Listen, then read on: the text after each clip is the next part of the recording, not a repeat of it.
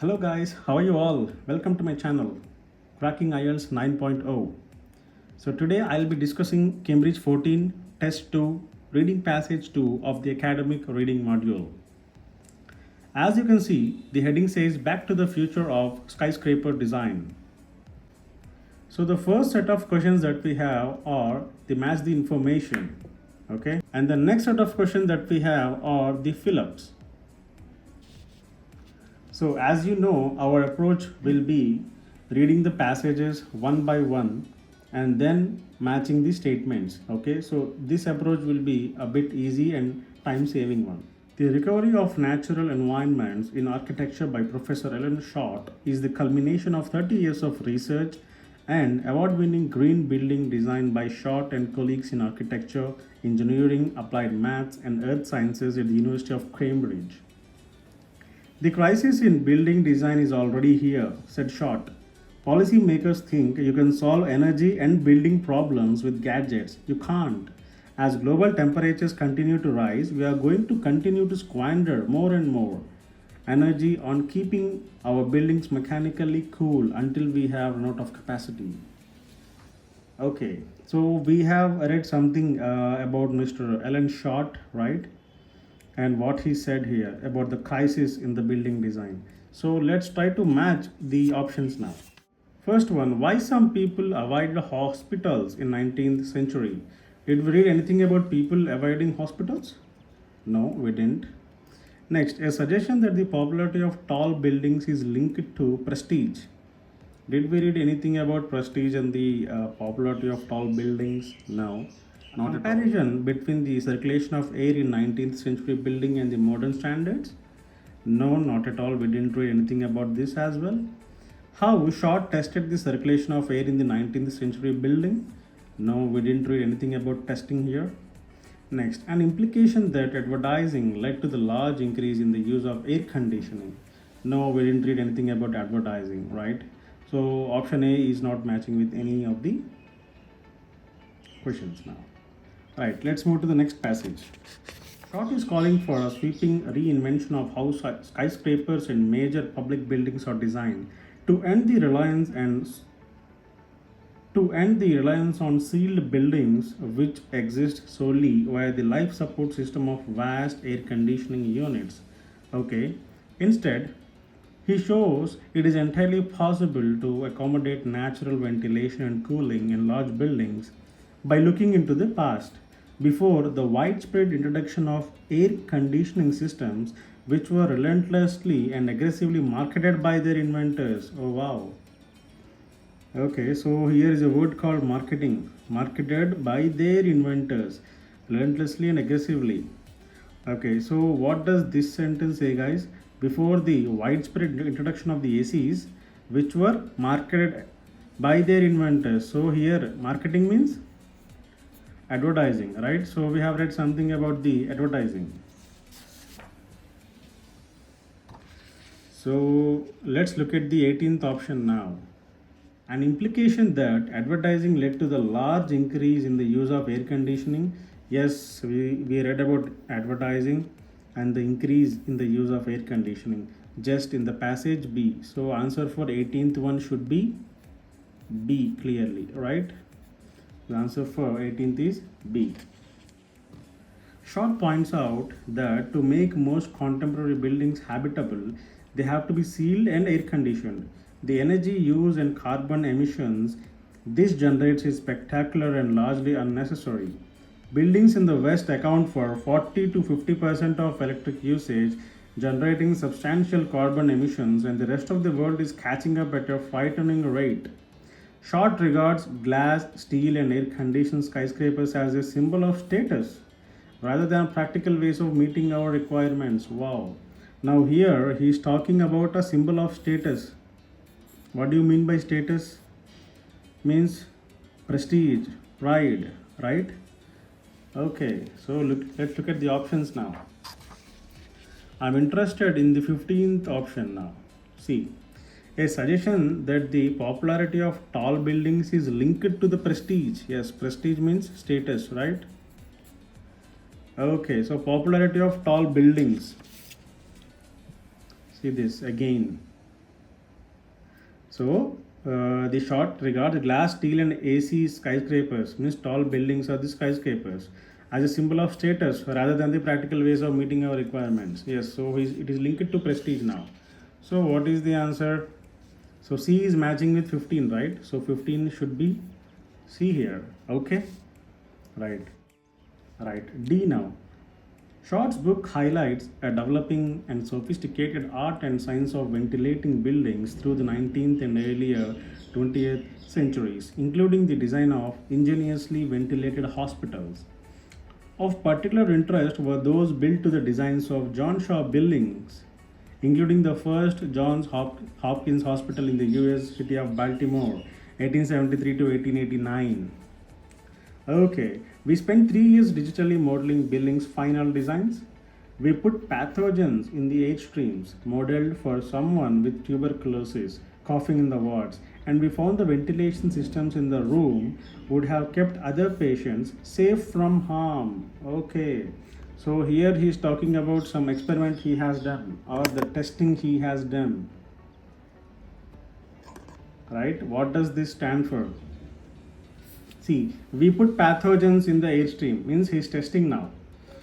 Modeled for someone with TB, tuberculosis, coughing in the wards, and we found the ventilation systems would keep other patients safe from harm. Okay, so in this passage, he's talking about the testing process. How did he do the testing and what did he do, right? So we read about testing in some of the options, right? Where was that? Look at the 17th one. How Short tested the circulation of air in the 19th century building. Yes, he tested by putting the pathogens, right? Circulation of air in the ventilation systems. So 17th one should be what? D, right? Let's move to the E paragraph now. We discovered that 19th century hospital wards could generate up to 24 air changes an hour. That's similar to the performance of a modern day computer controlled operating theater. We believe you could build wards based on these principles now. Single rooms are not appropriate for all patients, communal wards appropriate for certain patients. Older people with dementia, for example, would work just as well in today's hospitals at a fraction of the energy cost. Great. Professor Short contends the mindset and skill sets behind these designs have been completely lost, lamenting the disappearance of expertly designed theaters, opera houses, and other buildings, where up to half the volume of the building was given over to ensuring everyone got the fresh air. Great. Okay, so what did we read about in this passage? So let's look at the first sentence once. We discovered that 19th century hospital wards could generate up to 24 air changes. That's similar to the performance of a modern day theater. Okay, so what is he doing here? He's comparing between a 19th century hospital and a modern day operating theater. Okay, so here is the comparison between past and the present, right? So did we read about that? I think yes. Look at the 16th one. A comparison between the circulation of air in the 19th century building and the modern standards. Yes. So we just read about that in the paragraph E. So 16th one should be E clearly. Okay guys? Right.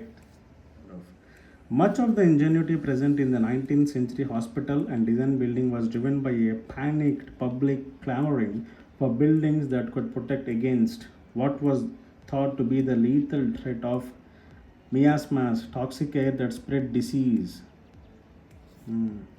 Miasmas were feared as the principal agents of disease and epidemics for centuries and were used to explain the spread of infection from the Middle Ages right through to the cholera outbreaks in London and Paris during the 1850s. Foul air rather than germs was believed to be the main driver of hospital fever. Okay, leading to disease and frequent death. The prosperous stayed clear of hospitals, while miasma theory has been long since disproved. Short has, for the last 30 years, advocated a return to some of the building design principles produced in its wake. Okay, so what is he talking about? He is talking about some disease here, right? Called miasmas and the spread of that disease and how people were afraid of the disease and they were staying away from the hospitals. See, look at this sentence. Foul air was believed to be the main driver of hospital fever, leading to disease and frequent death. Hospital fever means people are afraid of the hospital. They were avoiding the hospitals. Okay, great. So, why some people avoided hospitals in the 19th century? Yes, they had hospital fevers. Why? Because of the miasmas and the frequent death and the spread of disease. All these factors. So, 14th one should be clearly F. Okay, guys. So, ventilation in 19th century hospital wards, and we have to use only one word here. So, Professor Alan Short examined the work of John Shaw Billings, who influenced the architectural dash of hospitals to ensure they had good ventilation. Oh, great. So, he's talking about some architectural dash of hospitals. He's talking about. So, John Shaw Billings, we read about him somewhere. Right. Let's read from here. Short's book highlights a developing and sophisticated art and science of ventilating buildings through the 19th and early 20th centuries, including the design of ingeniously ventilated hospitals. So, ingeniously ventilated means good ventilation. Okay. So, including the design of these hospitals. Okay. See, of particular interest were those built to the designs of John Shaw Billings. So, this is the guy we are talking about, including the first John's hospitals in the US. So, what is the word we are looking for? It is the design. Designs. See, look at these words, designs. See, particular interest were those built to the designs of John Shaw Buildings. So, architectural design of hospitals that had good ventilation means ingeniously ventilated hospitals, means hospitals with good ventilation. Okay, so what is the answer?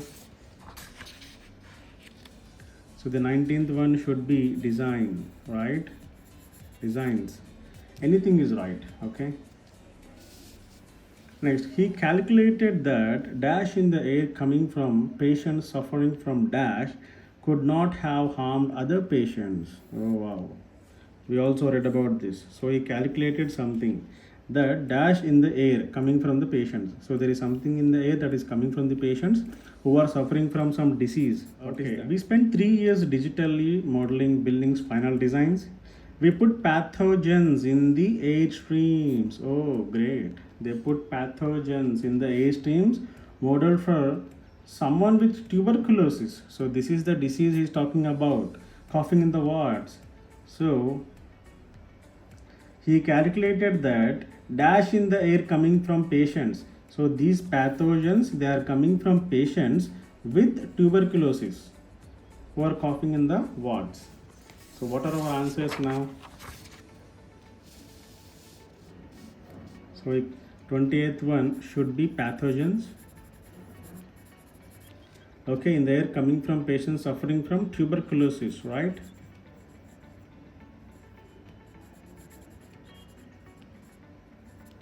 So tuberculosis is our answer. So next one. He also found that the air in dash in hospitals could damage as often as in a modern operating theater. Okay, he's talking about the modern operating theater now. There is some comparison. He also found that the air in dash in hospitals could damage. Okay. Okay, we discovered that 19th century hospital wards could generate up to 24 8 changes that similar to the performance of a modern day operating theater. Yes, so he's talking about this exactly in the question now, right? So he found that the air in dash in hospitals. What are dash in hospitals? Hospital wards he's talking about. So wards in the hospital.